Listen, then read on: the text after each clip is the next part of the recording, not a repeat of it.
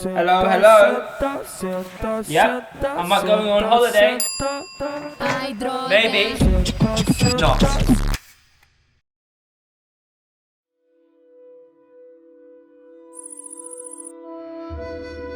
In the great hills of Montenegro lived a man known as Sebastian. No, that's not marketable enough. And cut, rolling scene, action in 3, round 2, Fonzie.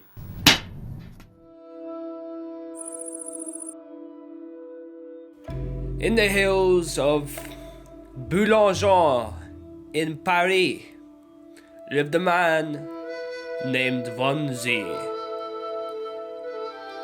He was an excited man, a man with lots of energy. Some would say even some crack.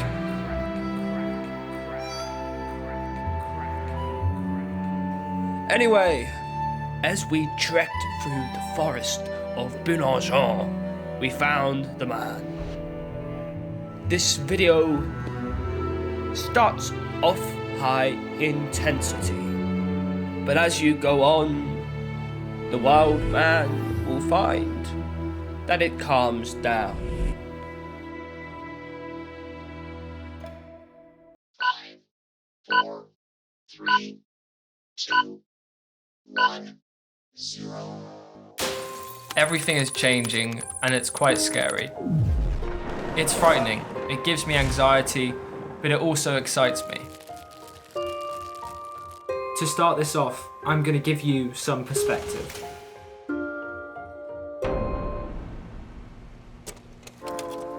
I love the future. There's nothing which excites me more than the future. Seeing the possibilities of all my dreams and like seeing what I've conceptualized now, you know, a head full of dreams, all of these things, seeing that becoming my life in the future, seeing my dreams come true, seeing that reality manifest itself in the future, it excites me so much. There's nothing more which gives me kind of more joy about the prospect. And I don't know if that's healthy. A lot of my close friends, like my best friend Felix, we were chatting the other day and he was telling me I think you should live more in the present because I do spend quite a lot of my time thinking the future, which I don't know if that's necessarily a good thing, but honestly I'm pretty happy and it's done me well so far because it excites me and I know if I want that to exist then I have to work really, really hard. So that's what I do. But also, I think to get to the future, the truth is that if you don't change, you stagnate. So change is necessary.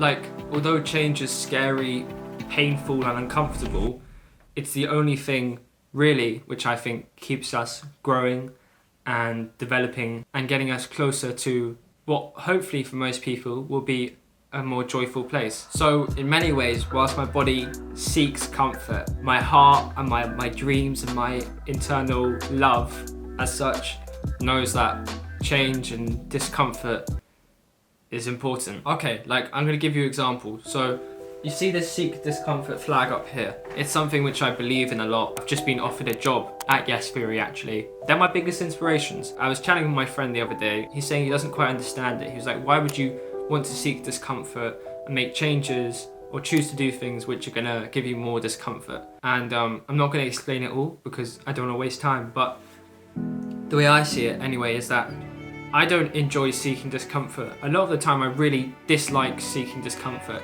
but it's not meant to be a pleasurable experience. The reason I faced my biggest fear in my life, you know, I have extreme fear of heights, I have really bad vertigo. The reason I faced my biggest discomfort and did a skydive is because I know that whilst it may not be necessarily enjoyable in the moment because of all the fear and discomfort which my body was present with, I know that after it, the feeling, the growth, the experience which I'll have is so much worth it. And it actually will develop me as a person. And anytime I have seeked discomfort, even though a lot of the time in the moment I don't necessarily enjoy it, It's the thing afterwards. It's the growth which you get. It's you becoming a better person. It's you enjoying life more. It's you becoming less fearful. And it's a list of all these amazing benefits which come through seeking discomfort. The only reason I seek discomfort is because I know at the end of the rainbow, there's going to be only bigger and brighter and better fruits for me to enjoy. A more joyous place for us all to live in our own reality. But yeah, you know, it's quite a stressful time for me right now. Not stressful, unsettling, I would say. Because I feel like in my life, over these last 2 years, I've experienced so much change, and even recently and now, this feeling of change and things changing at a fast pace, this feeling's getting quite big. Like it feels like there's a lot of change happening in my life. And I find that quite unsettling a little bit, to be honest, at times.